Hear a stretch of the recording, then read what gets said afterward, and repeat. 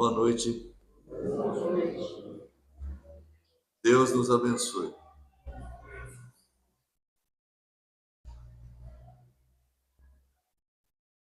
Temos um capítulo no Evangelho segundo o Espiritismo que se chama Buscai e Achareis. É o capítulo 25.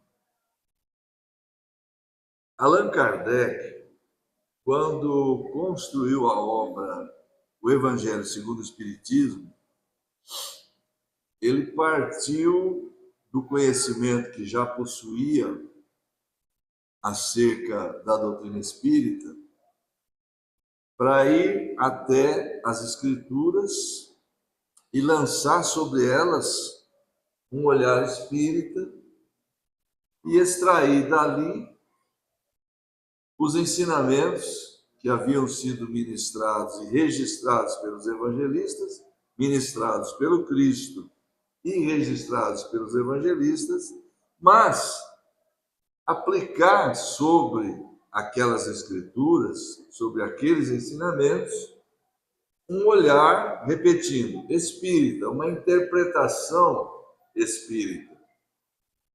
Então, quando ele examina o conteúdo das escrituras, ele vai procurar extrair dali a essência do pensamento de Jesus.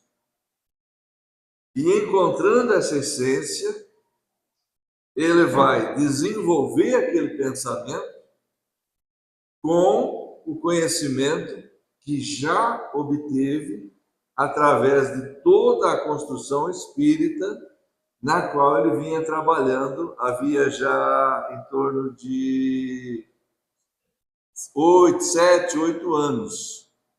Porque ele começou a lidar com as questões espíritas, ele começou a se aproximar dos fenômenos, a tentar compreendê-los, e um pouquinho depois a mergulhar neles, por volta de 1855. E nós sabemos que em 1857 ele vai lançar a primeira edição do primeiro livro, que era o Livro dos Espíritos. E nós sabemos também que esse livro, na sua primeira edição, era bem menor do que é esse que a gente tem hoje e que a gente estuda. Ele tinha 3 partes apenas, esse aqui tem 4. Ele tinha 501 itens apenas, ou perguntas e respostas, mas é melhor dizer 501 itens, porque nem todos são perguntas e respostas. Enquanto este já tem 1018, mais do que o dobro. Ele incorporou consideravelmente. Esta publicação definitiva, que veio a partir da segunda edição, foi publicada em março, pela primeira vez, em março de 1860. Então, se a gente fizer uma sequência, a gente vai perceber, em 57, ele lança a primeira edição, 18 de abril, aquela data célebre que nós sempre comemoramos. Abril de 1857. Basicamente, 3 anos depois, ele volta com esse livro completo, 1860. Agora, o Evangelho segundo o Espiritismo é de 1864. 1864. Ou seja, ele tinha toda uma bagagem, um conhecimento completo do ensinamento dos Espíritos, da doutrina dos Espíritos, propriamente dita, para, munido de todo esse conhecimento, examinar as Escrituras e poder extrair delas, então, repetindo, a essência do ensino do Cristo que estava ali, dando a esse ensino uma interpretação espírita, um desenvolvimento espírita. O capítulo 25 é Buscai e Achareis. Ele começa exatamente trazendo uma citação que ele tirou do Evangelho de Mateus. Tem um giz aqui? Tem.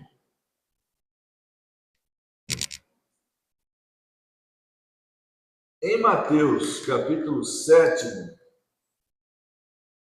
versículos 7 e 8. 7 e 8. Capítulo 7, versículos 7 e 8. Onde no Sermão da Montanha, Jesus disse uma frase, de acordo com o registro do evangelista, que seria assim: pedi e obtereis, buscai e achareis, batei e se vos abrirá. Porque todo aquele que pede recebe, aquele que busca acha, e a quem bate a porta se abre. Esses são os versículos 7 e 8 do capítulo 7 do Evangelho de Mateus, Sermão da Montanha. Nós sabemos que no Evangelho de Mateus, o Sermão da Montanha está nos capítulos 5, 6 e 7. E no capítulo 7 temos esta fala. E na sequência, após haver dito isto, Jesus acrescentou uma outra fala que tem uma ligação bem próxima com isso que ele havia dito. Ele fala assim: qual dentre vós o pai que, se o filho lhe pedir pão, lhe dará uma pedra? Ou, então, se lhe pedir um peixe, lhe dará uma serpente? Depois ele completa: se vós, que sois maus, sabeis dar boas coisas a vossos filhos, quanto mais não o fará o Pai Celestial. Isso tem uma ligação direta com o pedi e obtereis, buscai e achareis. Então, no início do capítulo 25, aqui do Evangelho segundo o Espiritismo, que é o buscai e achareis, e é interessante nós também prestarmos atenção ao fato de que Allan Kardec, aqui, em O Evangelho segundo o Espiritismo, ele tomou essa frase do Cristo e dividiu em 2 capítulos aqui para estudar. Ele usou o 25 para tratar do buscai e achareis. Vamos esperar, porque ninguém está prestando atenção. Deixa acabar ali, senão não dá certo. A gente gasta saliva à toa.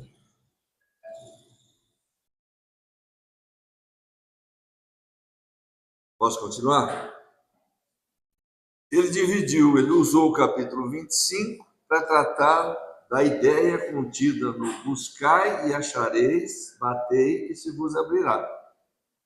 E construiu o capítulo 27 para tratar do pedir e obtereis. Porque são ideias que, embora na vida prática, no dia a dia nosso, são coisas que andam muito próximas, praticamente ligadas: pedir, orar, fazer prece, trabalhar, são coisas que são quase que interdependentes, mas são ordens de ideias diferentes.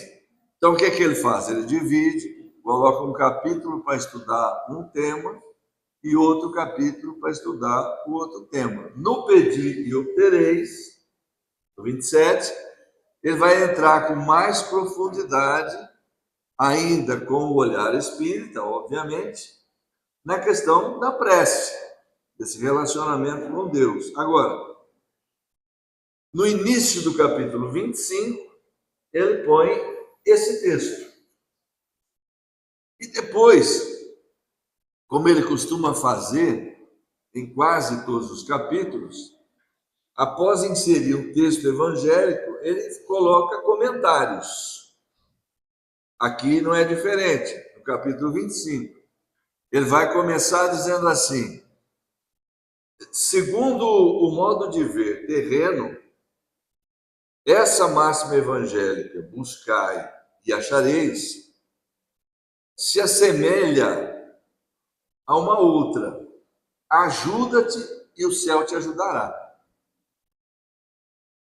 Dizendo de outra maneira, diz ele, é a consagração da lei do trabalho e, por consequência, da lei do progresso, já que o trabalho coloca em ação as forças da inteligência, de onde irá resultar o progresso. E depois ele ainda prossegue refletindo: por isso Deus não isentou o homem do trabalho. Fez do trabalho uma lei.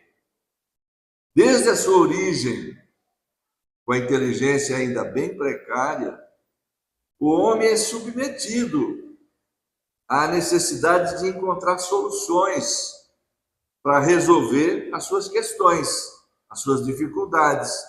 No início, inteligência bem rudimentar, ele vai usar essa inteligência para procurar alimentos, para se defender dos inimigos e para se preservar das intempéries.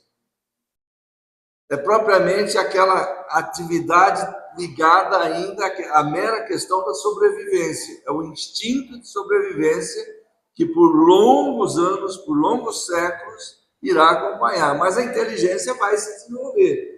E à medida que ela se desenvolve, novas aspirações irão surgindo.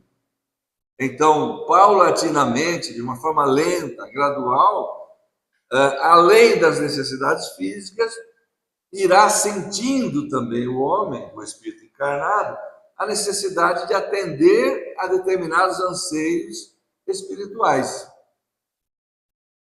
Conforme diz Kardec, Deus deu ao homem o desejo constante de melhorar, diferentemente do animal, porque ao animal não foi dado isso, mas ao homem sim. É por isso que o homem sempre vai, proporcionalmente, à medida que a inteligência vai se desenvolver, ele vai usá-la na procura de soluções, e é por isso mesmo que ela se desenvolve, uma coisa leva a outra, para melhorar a sua própria condição. Ele sempre quer melhorar a sua própria situação.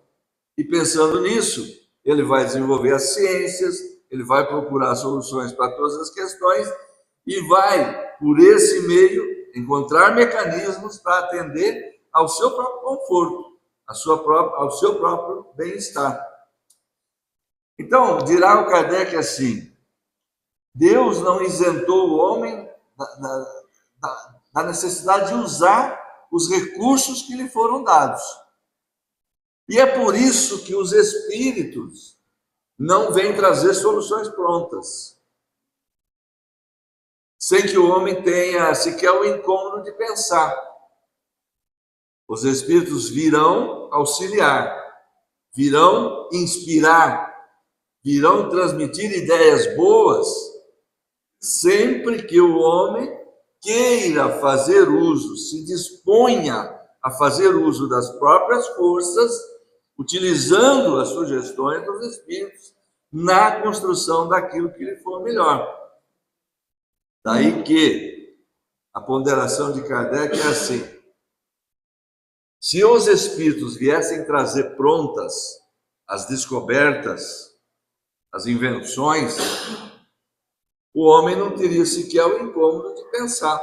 Bastaria pedir aos espíritos. A partir do momento que nós descobrimos que era possível um intercâmbio com os espíritos, que era possível perguntar coisas a eles, que era possível obter respostas, nós começaríamos então a tentar obter soluções imediatas para as nossas dificuldades que nós próprios temos que resolver. Daí ele vai dizer assim: se assim fosse, o mais preguiçoso poderia se tornar rico, e o mais ignorante tornar-se sábio, à custa dos espíritos. Daí os espíritos têm limites nas suas intervenções junto ao homem.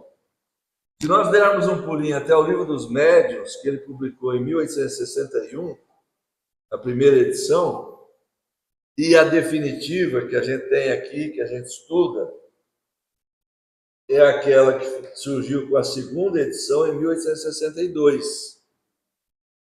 Se nós formos ao capítulo 26 da segunda parte desse livro, nós vamos encontrar um capítulo com esse título: Perguntas que se podem fazer aos espíritos e que eles vão responder naturalmente. É claro que aqui precisamos entender uma coisa: os bons espíritos, os espíritos superiores, porque há espíritos o tempo todo, e se nós fizermos perguntas de forma desordenada, sem critério, sem um exame rigoroso da razão, nós vamos receber respostas para tudo. Porque sempre haverá espíritos dispostos a responder a tudo, sem nenhuma preocupação com a verdade, apenas para levianamente dar alguma informação, ou mesmo aqueles que o Kardec chamou de pseudo-sábios, aqueles que julgam saber aquilo que não sabem. Então, se nós não usarmos de um critério muito rigoroso no nosso intercâmbio com os espíritos, certamente seremos enganados, certamente seremos mistificados. Daí, ele colocar esse capítulo aqui, que é para mostrar os limites, até onde os espíritos vão e a partir de onde é tarefa do homem. Nesse capítulo aqui nós vamos ter um detalhamento muito bom, uma série de informações onde nós vamos compreender bem esses limites. Um deles, por exemplo, é o caso da ciência humana, a ciência da Terra. É tarefa do homem desenvolver, pesquisar, encontrar soluções, fórmulas, remédios, curas para isso ou para aquilo. Os espíritos não vêm trazer prontas soluções, descobertas, invenções, repetindo. Então, com base nisso, nós temos duas perguntas no Livro dos Espíritos que estão ambas no capítulo 9 da segunda parte. E este é o capítulo apropriado para se estudar essa questão da atuação dos espíritos junto a nós. Intervenção dos espíritos no mundo corpóreo, o corporal. É o capítulo talvez mais longo de todo o livro, porque realmente é um conteúdo bastante extenso e muito consistente. E ali a gente vai encontrar todos os tipos, todo o modus operandi que os espíritos têm nesse intercâmbio com os encarnados. Mas analisando essa questão, então, do ensino do buscai e achareis, vamos trazer aqui duas questões que vão nos ajudar nessa reflexão. Uma delas é a 479, que está no subtítulo 3 desse capítulo 9, cujo título é Possessões. E a outra, 532, que está no subtítulo 8 desse mesmo capítulo 9, intitulado Influência dos Espíritos nos Acontecimentos da Vida. Então vamos por partes. Primeira, essa aqui, dentro do subtítulo das possessões. Obsessões, possessões, é como vai aparecer aqui no subtítulo número 3, no capítulo 9, repetindo, segunda parte do Livro dos Espíritos. A pergunta é a seguinte: isso tem uma ligação direta com esse buscai e achareis, pedi e obtereis de Jesus, que o Kardec estuda aqui no capítulo 25 e no 27.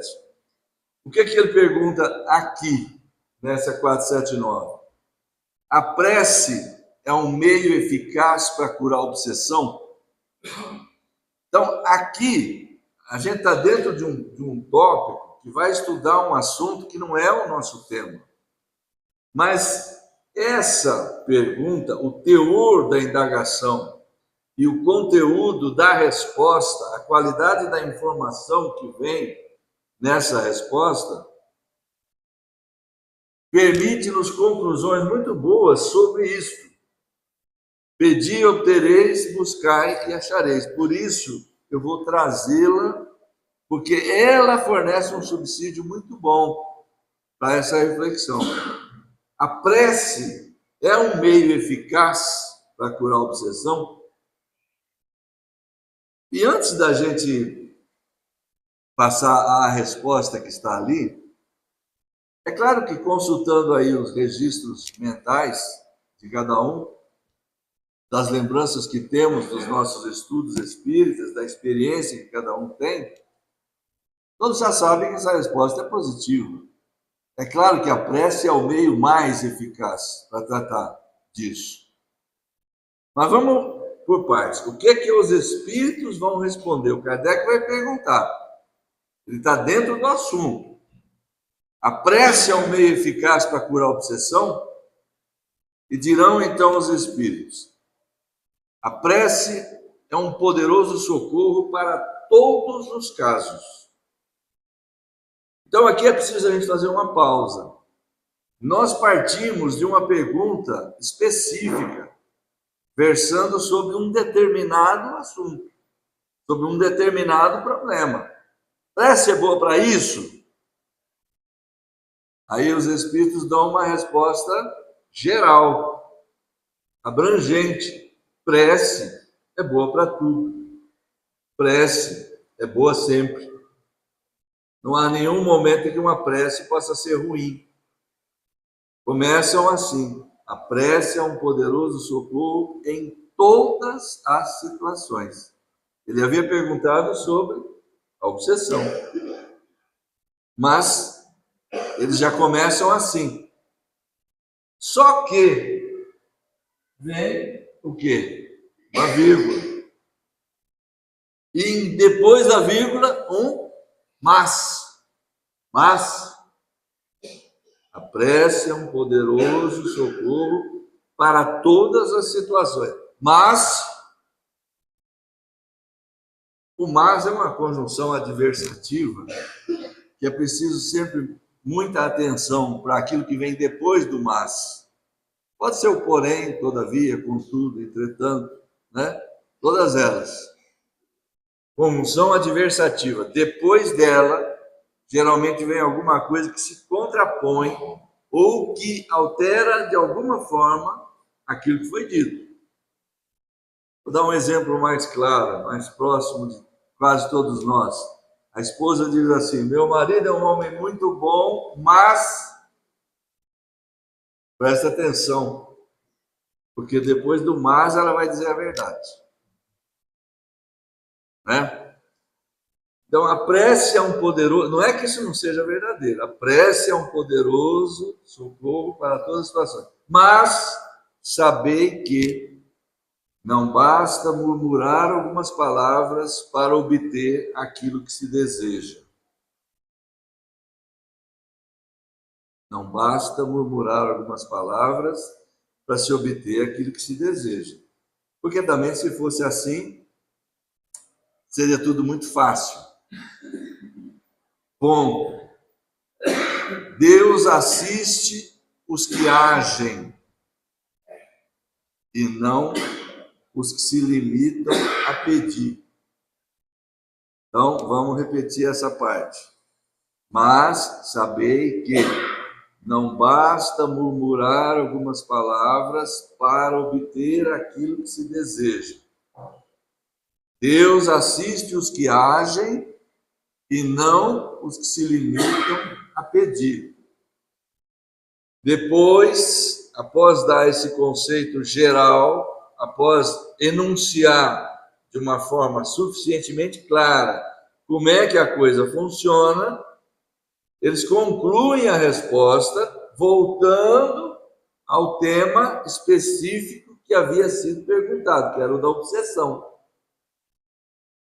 Eles vão dizer assim, portanto, o que é esse portanto? Já que funciona assim, cumpre que o obsedado faça, de sua parte, tudo o que for necessário para destruir em si mesmo as causas que atraem os maus espíritos.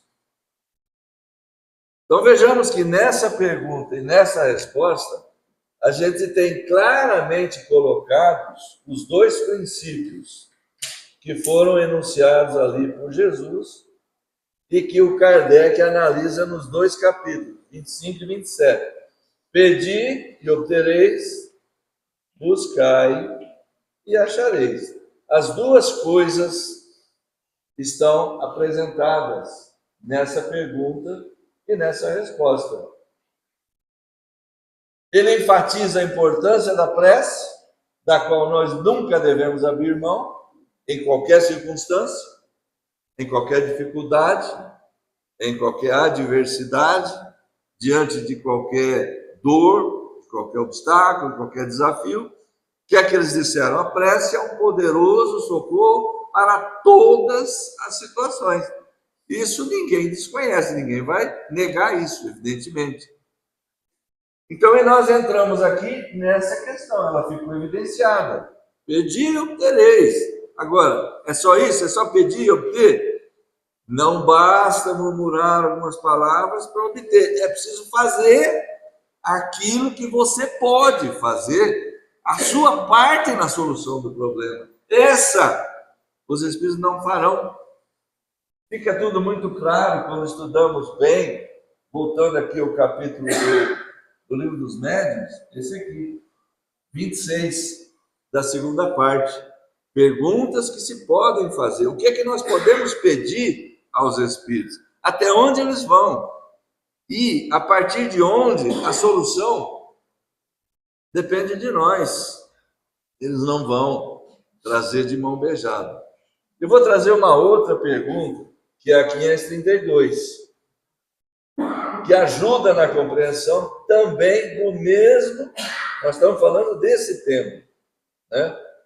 E é a 532. Ela também está no capítulo 9 do Livro dos Espíritos, segunda parte, Intervenção dos Espíritos no Mundo Corpóreo. Subtítulo: Influência dos Espíritos nos acontecimentos da vida. Ali tem muita coisa. Nós vamos destacar essa aqui, 532. É quando o Kardec vai perguntar assim: os espíritos podem desviar os males de certas pessoas, atraindo para elas prosperidade? Essa é a pergunta 532. É como se ele perguntasse assim, dentro do nosso relacionamento com os espíritos, da capacidade que eles têm de nos ajudar, daquilo que eles podem fazer por nós, a gente pode entender o quê? Aquilo que podem afastar os males da nossa vida. O que são males na nossa vida? Vamos olhar para isso do ponto de vista humano, do ponto de vista nosso, que é a forma como a gente geralmente olha.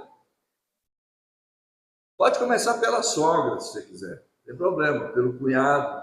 Os males da nossa vida, doenças, tudo aquilo que você não gosta, que não é agradável, que de alguma forma incomoda, que se possível você gostaria de não ter. Aí entra a dificuldade financeira, a dificuldade de convivência com determinada pessoa. Por que essa pessoa está na minha vida? Enfim, o que você pensar? Meu carro vive dando problema, por que isso? Enfim, o que você pensar? Os espíritos podem afastar os males e atrair só coisa boa. A pergunta seria mais ou menos essa. Seria mais ou menos essa. Digamos assim, o nosso anjo guardião é um espírito sabidamente de uma ordem superior à nossa. E ele gosta de nós, ele nos ama, ele está designado por Deus para cuidar de nós, e ele vai fazer isso até a desencarnação. Ele é um espírito que tem uma capacidade muito maior. Então, digamos assim, se eu caprichar bastante na prece, se eu pedir com muita fé, com muita sinceridade, com muito fervor ao Espírito, o meu anjo guardião, por exemplo, ele poderá me ajudar na solução desses problemas todos, dos quais eu não gosto. Esses problemas que me contrariam, que tornam a minha vida mais difícil, que me desagradam. E aí a gente vai encontrar, então, uma resposta composta basicamente de 4 itens. 4 itens. É uma divisão didática que a gente faz, mas que em determinadas traduções do livro está um texto único. Não aparece nenhuma divisão assim, primeiro, segundo, terceiro. É uma forma de analisar que dá para fazer essa separação. Então, a primeira coisa que os Espíritos vão falar: não o podem fazer inteiramente, porque há males que pertencem aos desígnios da providência, mas diminuem as vossas dores, dando-vos paciência e resignação. Já não começou bem. Sob determinado ponto de vista, essa resposta já não começa bem. Não o podem fazer inteiramente, mas de outra forma, olhando de outro modo, até que começa bem. Não o podem fazer inteiramente significa o quê? Que alguma coisa pode ser feita. A questão básica está em conhecer esses limites. É preciso entender. O que eles vão dizer?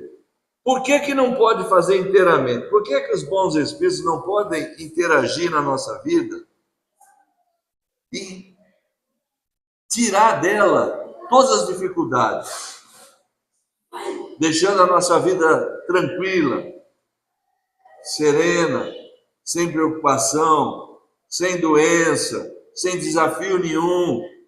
Por que não dá para fazer plenamente isso? Ele fala, porque tem algumas coisas que estão nos desígnios da providência, nos desígnios de Deus. Então é importante que nós entendamos, nós espíritas, muito provavelmente, não vamos ter dificuldade em entender isso. Outros talvez tivessem. Mas com o conhecimento que o Espiritismo nos proporciona, dá para a gente entender bem que tipo de situações, de males seriam estes que estão na nossa vida e que estão por determinação da lei divina. Por quê? Nós, obviamente, conhecendo como conhecemos a proposta espírita acerca do espírito humano, nós não ignoramos a questão da pré-existência da alma, das reencarnações, das existências sucessivas. Nós não desconhecemos que nós estamos há muito tempo construindo uma trajetória progressiva e que hoje, no momento em que nós nos encontramos, nós estamos num determinado momento de toda essa trajetória que nós estamos percorrendo e que da nossa criação, do nosso ponto de partida como espírito até o momento atual, nós já vivemos milhares de encarnações. Então nós temos inúmeras realizações até aqui. Então o quadro que se apresenta hoje para cada um de nós, obviamente não é o mesmo, porque depende das construções que cada um fez ou deixou de fazer. Então nós sabemos que aquilo que a vida nos proporciona hoje é exatamente aquilo que cada um necessita para poder se desvencilhar das amarras que o prendem ao atraso espiritual para redimir-se com as leis divinas e continuar crescendo. Então, são situações absolutamente necessárias para que nós possamos nos recompor com Deus e continuar o nosso processo de crescimento em direção à felicidade plena. Agora, vamos trocar isso em miúdos. No capítulo 6, da mesma segunda parte aqui, capítulo 6 se chama Vida Espírita, né? A palavra espírita, nesse caso, não diz respeito ao adepto do espiritismo. Ela diz respeito ao espírito. Vida espírita, vida do espírito, vida espiritual. A palavra foi usada com esse sentido, né? E dentro desse capítulo existe um subtítulo chamado Escolha das Provas, que começa pela questão 258. Então vejamos. O que o Kardec pergunta nesse momento aqui? O espírito está naquilo que ele chamou de erraticidade, que é o período em que o espírito passa desencarnado no mundo espiritual à espera de uma nova encarnação. Só para definir, erraticidade, se entende isso, né? Então ele vai perguntar, no estado errante, à espera de uma nova encarnação, o espírito tem conhecimento, tem consciência daquilo que lhe sucederá na nova encarnação? É aqui, 258. E os espíritos dizem assim, sim, ele próprio escolhe o gênero de provas que irá enfrentar na Terra. Ele próprio escolhe. Essa é a regra geral. Há exceções? Há, mas são exceções. Elas vão aparecer na questão 262. Logo em seguida, começa aqui, 258, e aqui ele já vai tratar disso. Aqui ele vai falar, quando o espírito dispõe do livre-arbítrio para fazer a escolha, depende sempre, exclusivamente dele, a escolha das provas, ou Deus pode impor um determinado gênero de encarnação. Está aqui. Pode, em determinadas circunstâncias, mas são mais exceções do que a regra. Em linhas gerais, o que acontece? De modo geral, nós, o espírito desencarnado, só que o espírito desencarnado, vamos entender bem, em que condições ele faz essa escolha? Liberto da ilusão da matéria. Quando ele está de posse integral da sua condição espiritual, sem influência da matéria. Ou seja, depois, imediatamente após a desencarnação, o que acontece? Sobrevém um período que se chama de perturbação espiritual, que pode ser muito longo. Então, até o espírito recobrar, desvencilhar-se de toda essa perturbação, entrar na posse da sua consciência plena, das lembranças plenas das encarnações anteriores, ter uma consciência completa daquilo que ele já fez, do que lhe falta fazer, de qual é o quadro geral da sua situação, pode demorar um pouco. Então ele vai fazer essa escolha quando ele já está senhor da situação.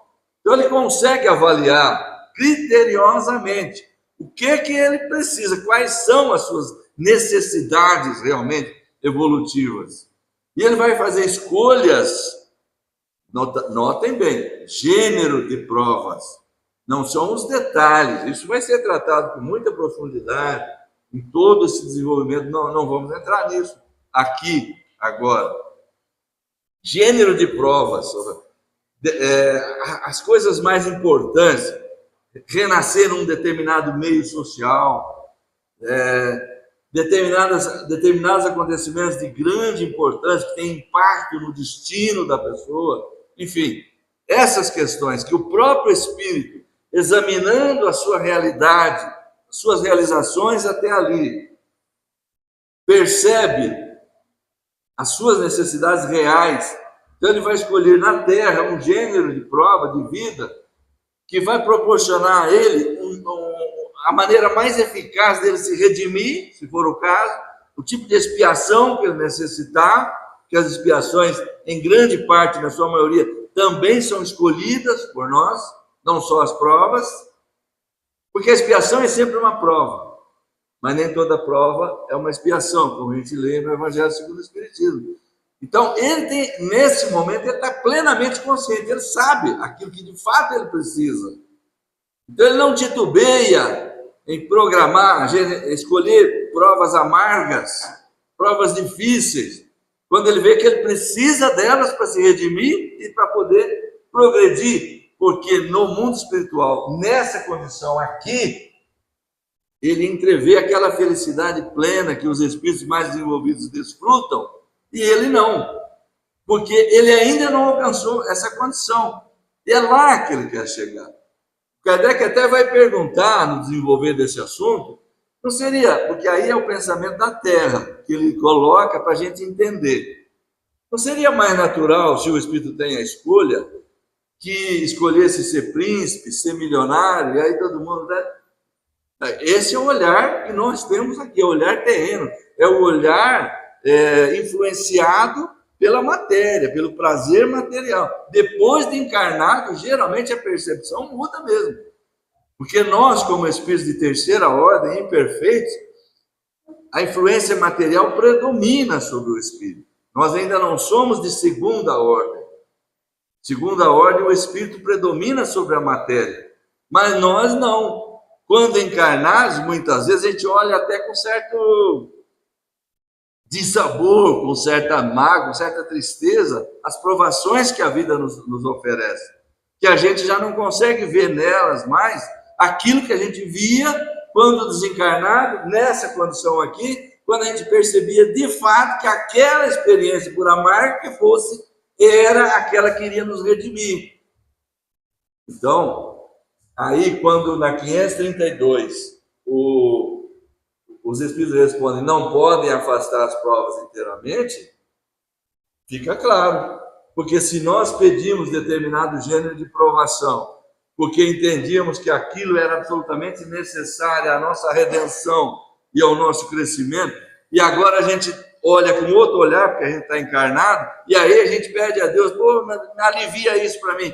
E o anjo guardião vier afastar da nossa vida aquela aprovação que é absolutamente necessária ao nosso crescimento, o que ele estaria fazendo conosco?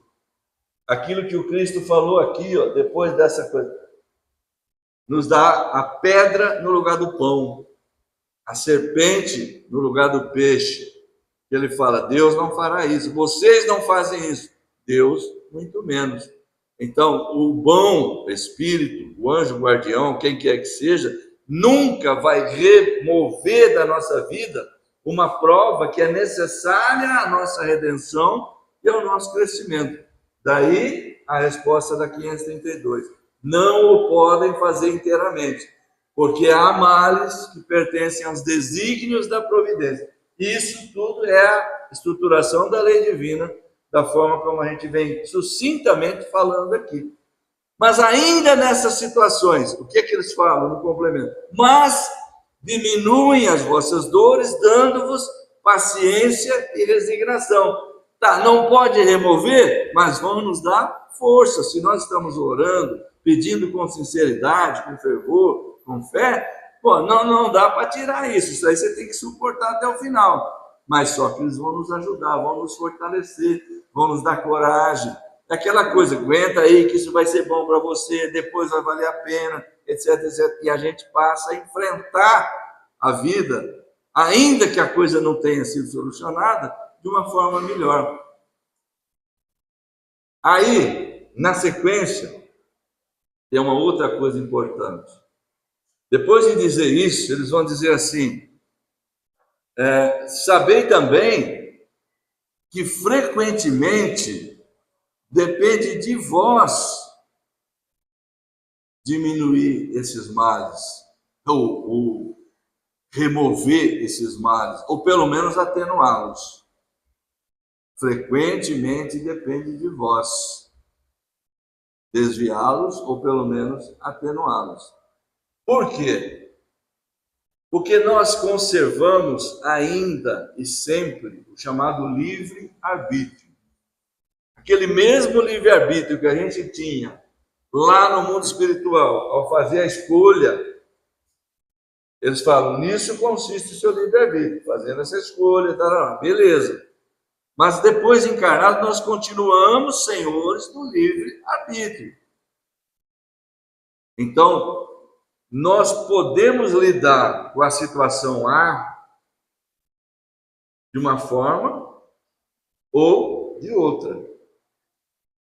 Não existe fatalidade ou determinismo, como a gente queira chamar, nas nossas decisões. Existe fatalidade, sim, no fato de que aquilo que foi previsto, aquilo que foi pedido por nós, as provas, irão se apresentar, porque elas foram previstas. Nisso consiste a tal da fatalidade. Vai acontecer mesmo. Agora, a atitude que nós vamos ter diante delas, a forma como nós vamos lidar com elas, quando elas se apresentarem, nisso já não há mais fatalidade. É como os espíritos dizem ao Kardec, não há fatalidade nos acontecimentos da vida moral. Ou seja, a fatalidade está na apresentação dos acontecimentos, das situações que foram pedidas, que foram previstas. Agora, a nossa atitude, o modo como lidamos com as questões, quando elas se apresentam, aí já não há mais fatalidade, aí corre por conta das nossas escolhas, das nossas decisões. E é aí que, de decisão em decisão, de atitude em atitude, nós podemos ir melhorando as coisas ou podemos ir piorando as coisas. Porque muitas e muitas vezes, quando aquela situação que nós próprios pedimos se apresenta e ela não é muito agradável, as nossas decisões, às vezes, complicam as coisas ainda mais do que elas estão. Então, de acontecimento em acontecimento, de ato em ato, de decisão em decisão, muitas vezes as coisas vão se complicando cada vez mais. Então, por isso os Espíritos dizem, depende de vós, frequentemente, desviar esses males, ou, pelo menos, atenuá-los. Porque nós também sabemos que há uma outra lei muito importante dentro da estruturação geral das leis divinas. O bem que nós fazemos jamais se perde. Então, se nós fizemos muito mal no passado, se nós temos muitos erros a resgatar, muitas expiações para poder nos recuperar, nós também sabemos que todo o bem que nós fazemos interfere no mal praticado antes, atenua o impacto. E muitas vezes, o bem que nós estamos fazendo vai fazer com que o impacto da lei divina, quando chegar sobre nós, como resultado dos erros anteriores, já esteja bem mais atenuado, bem mais leve, mais fácil de suportar. Então, seja por interesse, seja lá pelo que for, seja pensando nisso, não interessa. Façamos o bem sempre. Não é o certo, não é o ideal. O ideal é fazer o bem sem contemplar nenhuma recompensa, sem esperar de Deus amenizar uma dívida. Esse é o ideal. Mas por enquanto nós estamos em tal situação que não interessa, façamos o bem sempre, no limite das nossas possibilidades, porque tudo isso vai impactar na lei de retorno contra nós. E para a gente caminhar, para fechar, na sequência eles falam assim, e notem que está tudo ligado essa questão de pedir e obtereis, buscai e achareis. Porque em todos os momentos nós sabemos que a gente pode recorrer à prece. O que foi dito na 479? É um poderoso socorro em todos os casos, em todas as situações. Só que foi dito, mas não deixe de fazer aquilo que você pode. Então nós vamos sempre trabalhar com essas duas ideias. Faça sempre o melhor, mas ore, peça, não esqueça disso. E na sequência, então, eles vão dizer assim: Deus vos deu a inteligência para usar. E é especialmente por meio dela que os bons espíritos vos assistem, sugerindo-vos pensamentos favoráveis. Mas eles não assistem senão os que sabem assistir-se a si mesmos. Esse é o sentido das palavras: buscai e achareis, batei e se vos abrirá. Essa não fui eu que coloquei, é o que está lá, na 532, na sequência. É tudo assim, desse jeitinho, inteirinho, do jeito que eu falei. Deus vos deu a inteligência para usar. E é sobretudo por meio dela que os bons espíritos vos assistem, sugerindo-vos pensamentos favoráveis. Mas eles só assistem os que sabem assistir-se a si mesmos. Esse é o sentido das palavras: buscai e achareis, batei e se vos abrirá. É a íntegra do que está lá. Então vejamos como isso é importante. Qual é o canal através do qual os bons espíritos vão nos sugerir ideias boas? Nos ajudar, nos incutir esperança, fé, coragem, paciência. É o canal do pensamento. Mas para isso, nós precisamos estar atentos. Nós precisamos estar conectados. Precisamos prestar atenção, porque não é sempre que nós fazemos isso. Muitas e muitas vezes nós nos esquecemos da figura do anjo guardião. A figura do anjo guardião é importantíssima na vida de cada um de nós. É preciso que nós nos lembremos dessa conexão com ele sempre. Sempre. Acordou de manhã, lembra do anjo guardião. Me dá uma forcinha hoje durante o dia aí, que ao que tudo indica a coisa vai ser meio tumultuada. Durante o dia, em todas as ocorrências, dá uma força para mim. À noite, antes de deitar, vamos de novo. Ele fala, Santo Agostinho fala na questão 495, não sei se vocês vão lembrar, está dentro desse mesmo capítulo aqui, Intervenção dos Espíritos, a doutrina do anjo guardião, na 495. Ele fala: não penseis que vocês, não pensem que vocês vão fatigar-nos com as vossas perguntas. Nós estamos aí para isso. Nós estamos aí para isso. E se nós nos lembrarmos da 910, quando o Kardec está tratando da questão das paixões, como lidar com elas, como combatê-las, como enfrentá-las, como superá-las, ele vai perguntar aqui, na 909, ele perguntou assim: o homem pode sempre superar as suas más tendências pelos seus próprios esforços? Então aí a gente está no campo do buscai e achareis. É o nosso esforço, é aquilo que nos compete. Pode, dizem os Espíritos assim, sim, e às vezes com pouco esforço. O que falta é vontade. Como são poucos os que se esforçam. Essa é a 909. Aí ele foi um pouquinho além, mas os Espíritos não vão dar uma mãozinha? Mas ele pergunta diferente: o homem poderá contar com o auxílio dos Espíritos nessa superação? E vem a resposta da 910. Sim, se ele orar a Deus e ao seu anjo guardião com fervor e sinceridade, os bons espíritos virão certamente em seu auxílio, porque essa é a missão deles. Essa é a missão deles.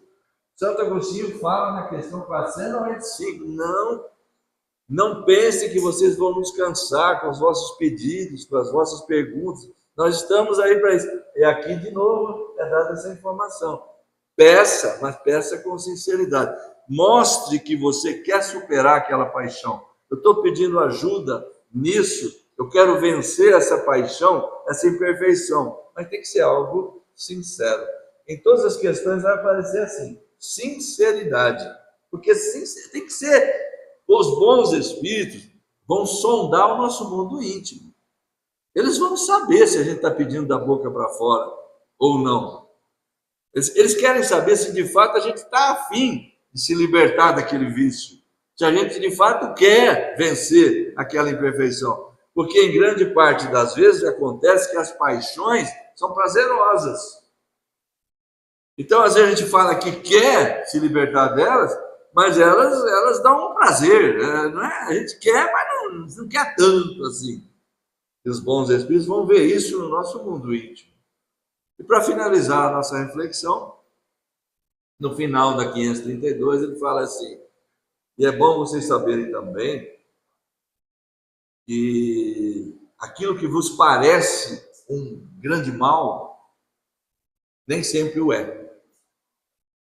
Às vezes um bem vai resultar dele que será maior do que o mal.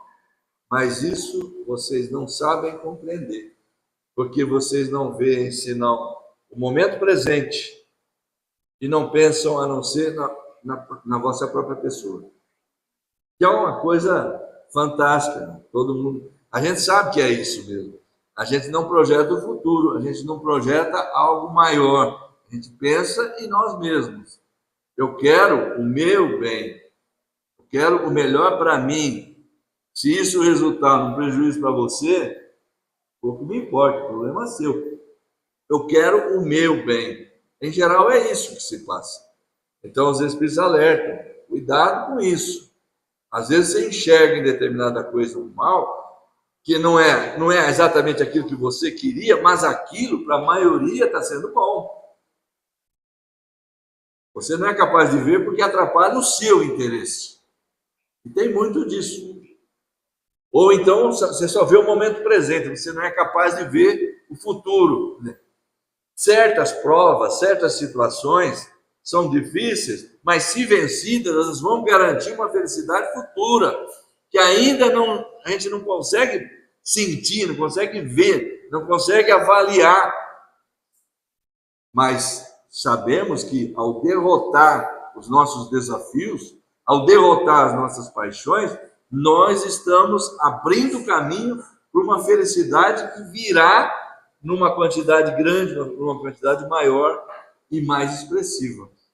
Então, como o Cristo fala: pedi e obtereis. Agora, faça a sua parte, buscai e achareis. Deus nos abençoe. Muito obrigado.